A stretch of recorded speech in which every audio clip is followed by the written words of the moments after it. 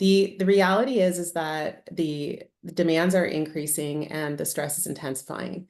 And there is an awful lot of concern over school safety. And so with my background in safe schools, well-being and equity, there's a loss as to how to make a big impact there. And then there's a heightened sense of fear, not just from the incidents themselves and the conflict that comes with the advocates around those incidents, but a lack of community support that might have existed before, say with police, et cetera, and inconsistent messaging that and in-service really, or lack thereof, by the school districts that they're working with.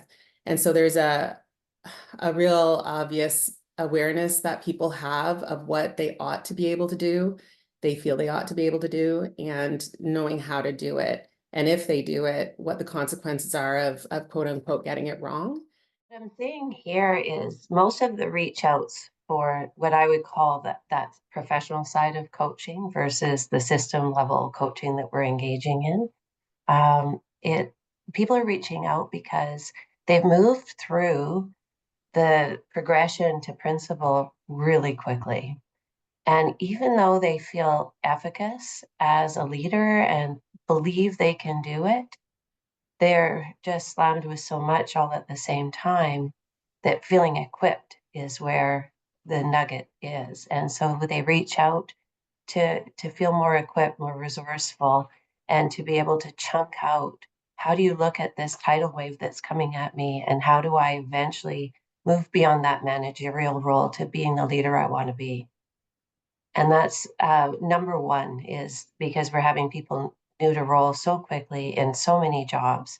And we're seeing that level of support, that paying attention, what you're all saying about that isolation and loneliness, is a real impact for a lot of our leaders.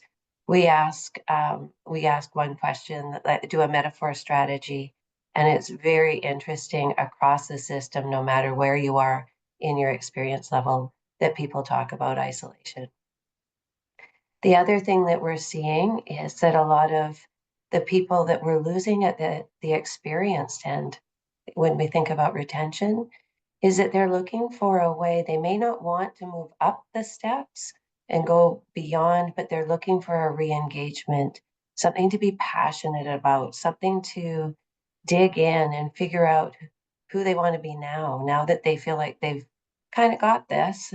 And it doesn't mean that every day is easy, because every day is busy, but they're looking for that next step to nurture their passion and their commitment to their work. The other thing we're seeing is that that some of the people that have gone to, say, remote areas are feeling like they're not connected. So then what they do is, when you look at the dimmer switches of their energy and effort, the dimmer switch of work goes like this.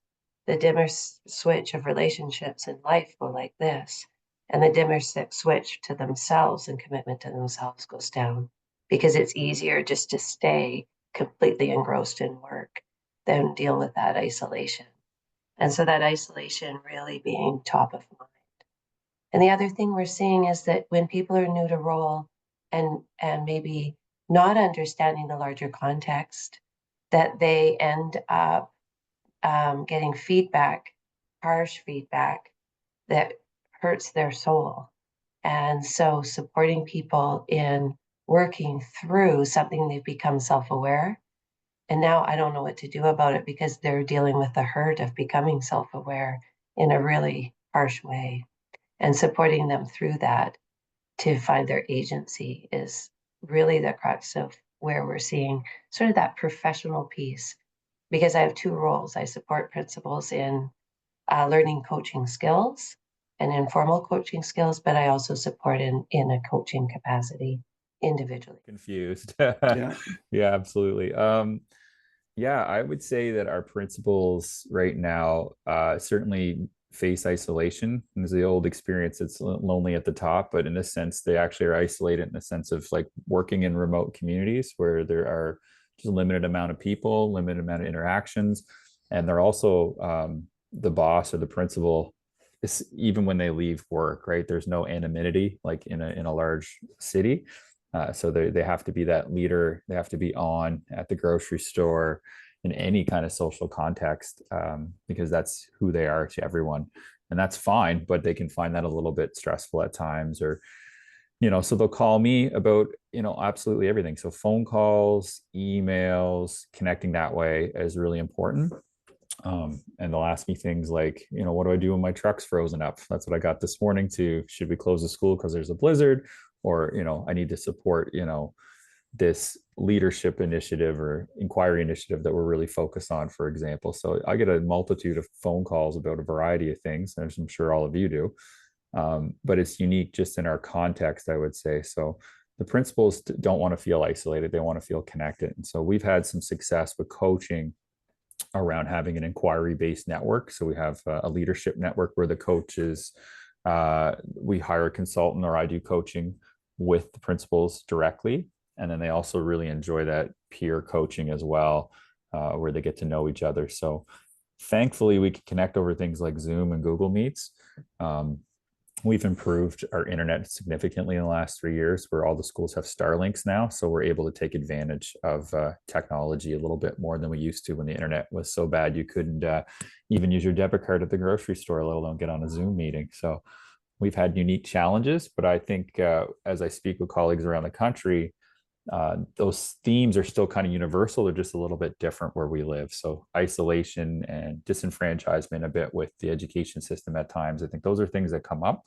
But certainly when people feel connected through coaching, they can be very resilient and enjoy what they do.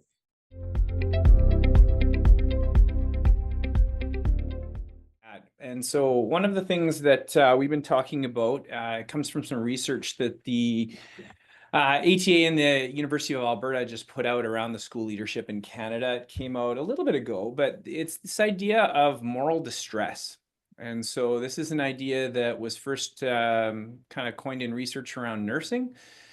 And they've been seeing it and applying it to looking at school leadership. So it's the idea that you know what you want to do, but because of constraints that are outside of your control, you can't do it. And that's really hard. It's really hard when you know what might be the answer, but you just can't because you don't have the resources, or you don't have the authority, or anything like that. And what I will say, and this is my conversation, and what I found with some of my leadership conversations, is that it helped not only with knowing what to do, and this is where you talked, Duran, about those strategies, and like, okay, so it helps with the dealing with the thing, that instructional side or the strategic side and that leadership. But here's the other part that I really appreciated about my leadership coaching experience, is that it helped me deal with the fact that I knew that I wasn't doing it all. It helped me deal with the fact that I was in this area of moral distress, and I had to do all that I could, but not all that, but I couldn't do everything I thought should be done. And that's that human side.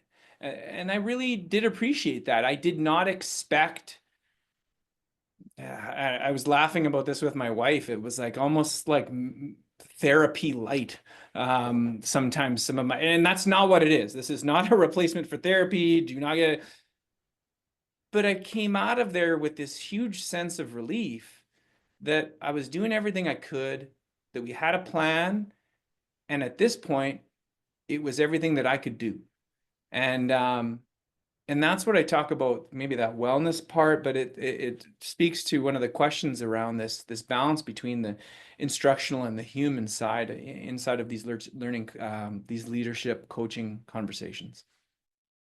And so there's a lot of well-being conversations working around self-limiting beliefs that people have. And quite honestly, there's a boatload of validation that happens in those conversations, which is exactly what inspired me to work at this full time. Because when I was assistant principal of Safe Schools, Wellbeing and Equity, and I was getting these really complicated concerns that definitely deserved some support, there was there was kind of like a consciousness that I came to that I needed to be able to do more. And when I dove into that coaching field, and came back with a few more skills that I embedded on the job with these conversations, I discovered that people came back.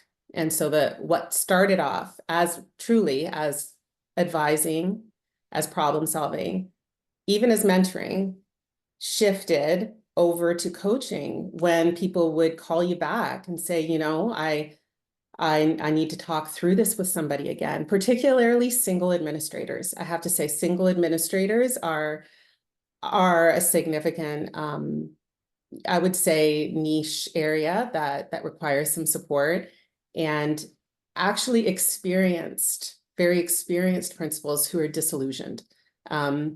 I anticipate there's, a lot more room for new administrators, et cetera, but maybe some of them aren't aware of what they don't know what they don't know yet, maybe. But those are the areas and the groups that I'm working with most directly, as well as community members, people who aren't actually educational leaders, who work with the school system and are trying to figure out how to do better with that in their own leadership.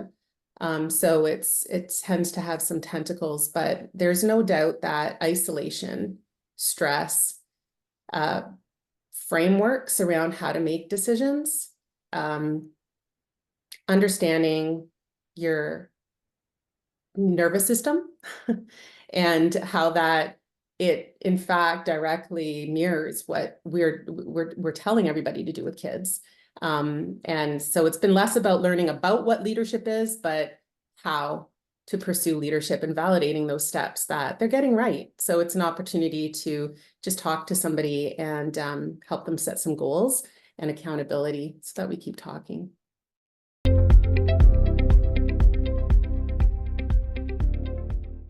I'm very love the idea of thinking about how do we deliver to what is our philosophy and pedagogy we use to deliver professional learning in an actionable way with vice principals and principals in the system. And one of the things that we've just done as an association, our BC Principals Association, we've just launched our leadership competencies. They're brand new. There's a research base. There's been a jurisdictional scan. There's been a lot of involvement of our members in the creation of it. And it aligns with the BC Superintendents leadership competencies. Theirs are called the Spirit of Leadership, where they are charting the vision. This is what we're doing and how we want to do it. And then ours is called Being in the Canoe, because we're the ones in community to linking that back to staff, students, and parents, creating those communities, and then we have to bridge that policy and practice.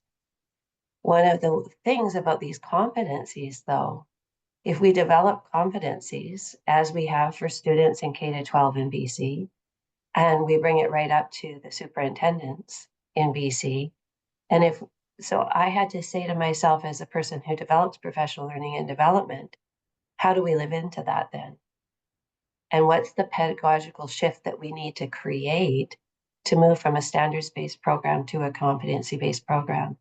And all of the things that you were saying, Doriana, making it actionable, making it applicable, going through the 3-story intellect of recall and then work with it and then apply it.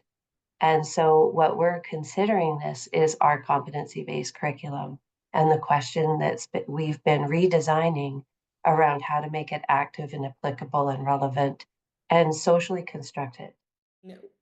There are a lot of really wonderful strategies that we've always used in education, well-researched areas, lots of good teachers and practices that have been studied and that we're helping teachers to implement. And they could easily work with adults, with some exceptions. So first of all, there's the fact that we get to know our learners really well. Like Education 101, you really have to know them, address their needs, do some diagnostic assessment, really respond, differentiate, have some ongoing, assessment for as and of, all of those things. Now, even if at that level, we simply applied those in the same way with people we see every single day with all of that time. I'm sure we'd make, real gains if all we did is mirror. But the trouble is, on a couple of levels, that the time is missing. So particularly right now, there is a real shortage of time because there's a shortage of labor. And then when you're out of the school, it's really difficult for administrators to feel like that's a good use of their time, particularly when, and this is the other part, that sadly, it's kind of tragic actually, because we're the experts in learning, but we've typically continued, at least in my experience, with a lot of traditional formats for professional development that are delivered from school districts, even if they're outsourced and brought in. And that it tends to be a lot about, learn about leadership instead of learning how to lead. And having a good sense of what the administrators need. You often have people put the people being, in my experience, it's been new and experienced elementary, secondary administrators together for the exact same sorts of sessions over and over again. And so there's a real range of experience and needs. And what everybody will always say is that the more experiential, like all the good things we're doing for kids, if more of that could be brought in with, case study and just job embedded, all of this so well researched and understood in the one way, but not practiced. And I mean, it makes sense when you take a look at some of those folks who've gone out and researched this, where, there is limited resources on the part of school districts. I think that there is no doubt about the intent to want to do as much as possible for leaders. But when you have one person, maybe a separate department, as there was in one school board that I was in, and in the other school board, they didn't have anybody in that particular role at all. Superintendents and others are simply trying to do their best, and they're not necessarily adult learning experts. And the other really tragic part about all this is, from an adult learning perspective, you have rich life experience and so much identity that goes into having lived that life, but also the identity of who you are in the role. I know that when I was mentored, I was assigned a mentor in my first year as a VP. Lovely guy, really nice guy. I had 4-year-old twins at home at the time. I needed to have someone that maybe I could select. I needed to have agency. Andrea, when you talked about agency there, absolutely. Even in the selecting of who I'm with. Nice people it was good. I enjoyed my coffees with him, but I couldn't really talk about it, nor could I later on find a way to select a mentor formally that I could be released to work with. I did all of that informally and never had coaching available until I sought it. But even just needs assessments, gaps, having separate sessions, I was really privileged to have. I'm hoping that folks out there listening, maybe you're from boards that have the same thing where the structures, oh my gosh, if there's a structure where you have administrators, so secondary administrators getting together monthly, setting their own agendas, and the superintendent would oversee it. But that community was absolutely invaluable. And so those could be leveraged even more in those kinds of ways. So there probably are really great structures that either could be introduced or used, but we simply go right back to the sit and get and a prescriptive format to leadership development. And then it's not even well received because there's a capacity problem. Like they're on their phones, they're dealing with the crises back at the school. And even if we just mirrored the student experience, I think that we'd have gains, but I'm not sure that we're even doing that much. Our career. One of the things that we're toe dipping with is how do we scale the skills of having the ability to understand what support function you're working with the people. So am I evaluating them? Am I consulting with them? Am I collaborating, which is our way of saying, are we mentoring them? Or are we coaching them and being out? What's your intention? And then what behaviors might I choose to support that conversation? Really is helpful in that principal seat or in that vice principal seat. So just understanding, how is it I am supporting? Are you venting, or do you really want to get into this? And with that goal of it being self-directed. So supporting people and not trying to solve everyone's problems. So when Corey was talking about that increase of all of the things on my plate and my well-being, one of the pivotal things we believe is that if you take more of a coach approach to your conversations, you don't end up with a list of something to do. And the other person walks away feeling more self-directed and able to, and efficacious in being able to solve their own problems and self-manage. And to our big idea is that's a way to strengthen the system. So what we've been doing is I got trained in a program called cognitive coaching and another program called adaptive schools. And the reason we selected that, it has a really similar research base to BTS Sparks model. A lot of what I look for is that it's not a compliance-based approach, but that it has that same research base that BTS Sparks has. And then what we do is we're trying to train larger groups of people so that they can understand the support functions, and so they can choose match their intentions and choose congruent behaviors. And then they also have the skills of pausing, pondering what somebody's saying, paraphrasing so that they're seeking to understand, and then posing a question that helps them at their level of thinking so that they become more self-directed. Not so, and most of that's around planning conversations, reflecting conversations, and problem resolving conversations. Whereas the professional coaching, we're distinguishing that as what Dorianne is saying, that piece where you really need to have somebody that you can really unpack it with, where you might more or less get to the level of identity, who I want to be, what am I about?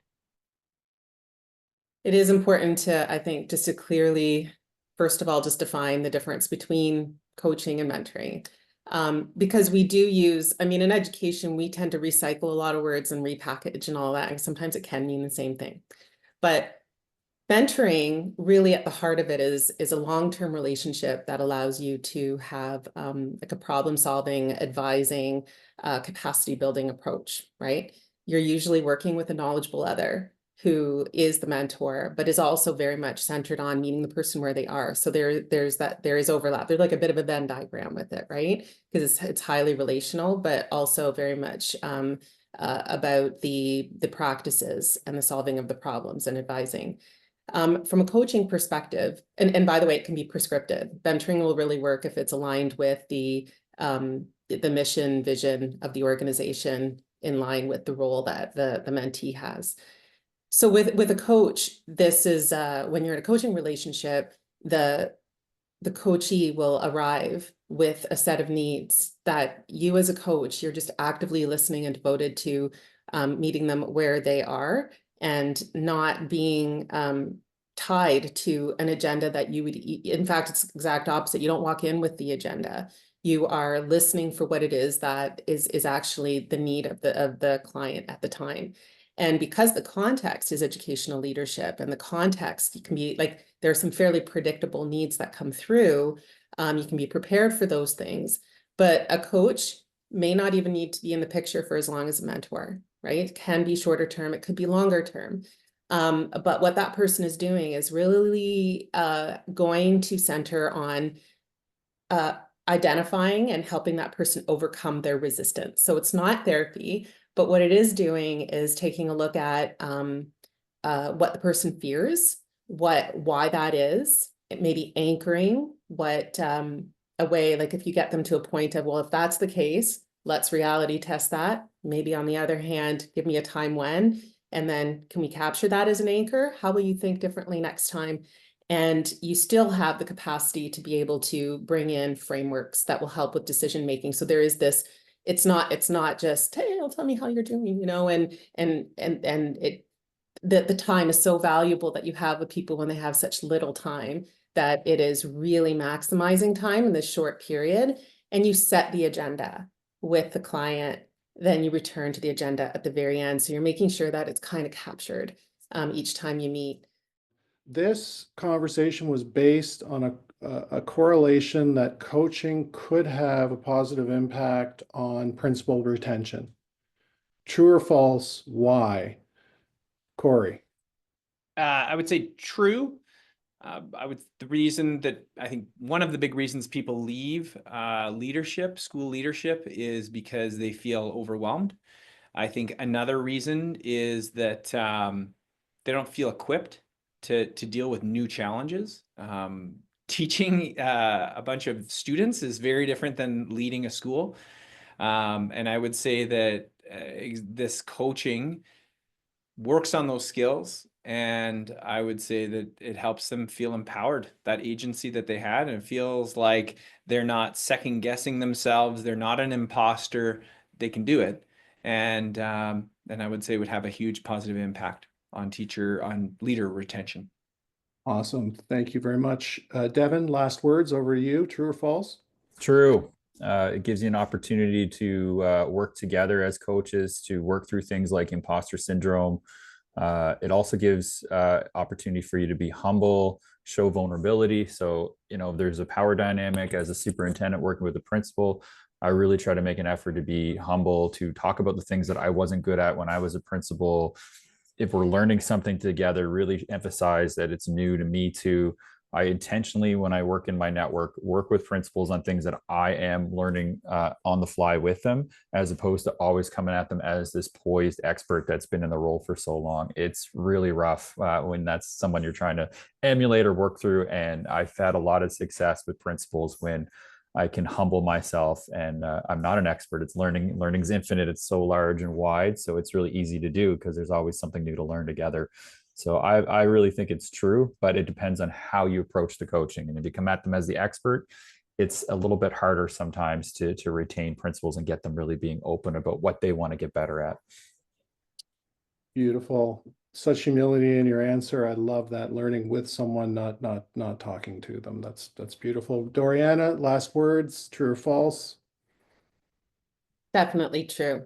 I think that on top of what Corey and Devin have already mentioned, I think about two things. On the one hand, there's research, even in Ontario. I don't know if anyone's following Katina Pollock, 50% 2 years ago of administrators said that they were thinking of leaving in the next 5 years. So the research says so. And the other part is that you get to have the real conversations that aren't being had, the pink elephant in the room conversations that you really wished you could have with your colleagues, you can finally have, and they need to be had. So yes. And then once you address it, you'll stay because you know why you're there, and you wouldn't have become a principal if you weren't absolutely passionate about education and your role in it. Thank you, Doriana. And last words go to Andrea. True or false? You better not say false now.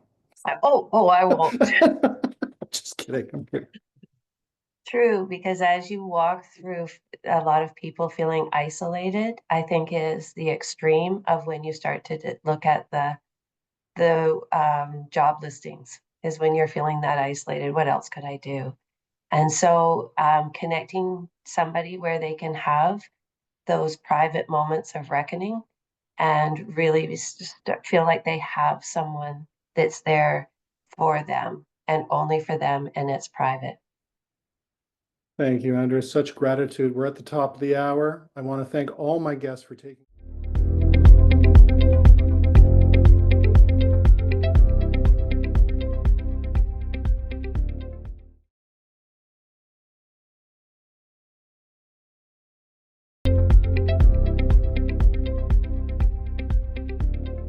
Like the power differential that exists when a superintendent is coaching or mentoring, potentially, let's say if they're a coach, is one to acknowledge as potentially problematic, depending on who the superintendent is.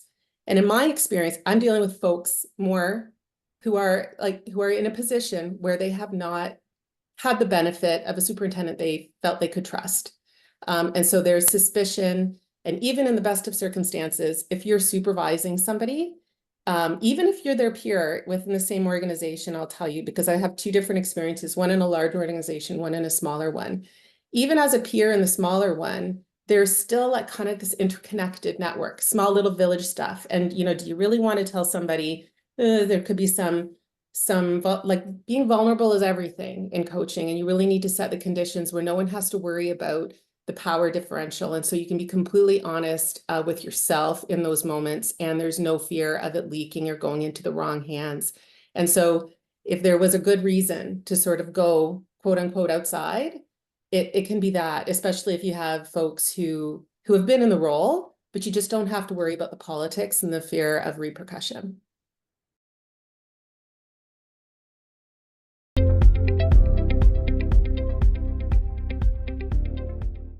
Conversations with BTS were with a coach were really good. And so I think that to understand how they were positive, you got to understand a little bit of the situation I was in. So I was transitioning schools, which I think we don't talk enough about.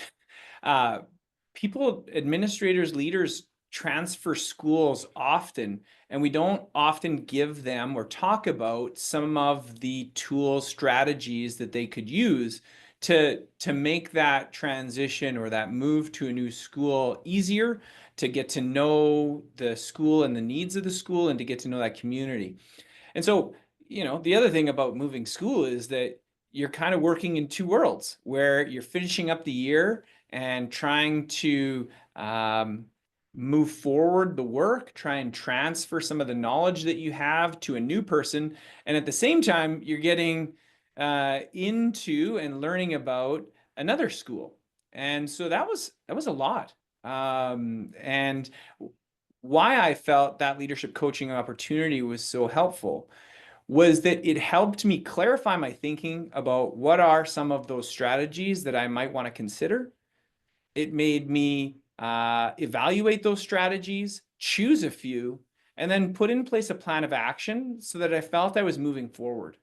And having someone who was not part of my school division, who could see that neutrally, and who I could bounce some ideas as crazy or out there, or maybe sometimes share some of my frustrations, was super helpful.